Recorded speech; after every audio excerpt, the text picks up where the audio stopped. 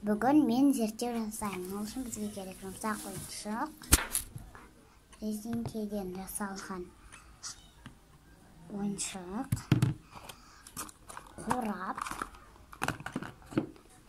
пластик,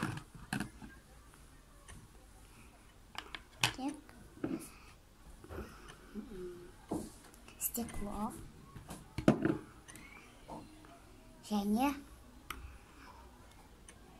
ручка. Бірінші біз қорапты аламыз да оны дауысын тексереміз.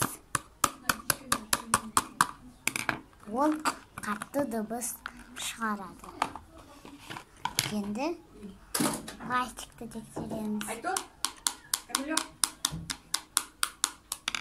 Ол да қатты дыбыс шығарады.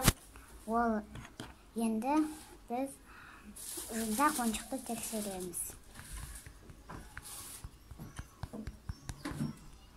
Ол бәстен дыбыс шығарады.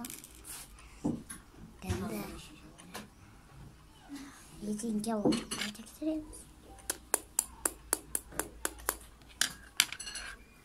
Ол да бәстен дыбыс шығарады. Қорытынды дыбыстың қаттылығы заттың материалына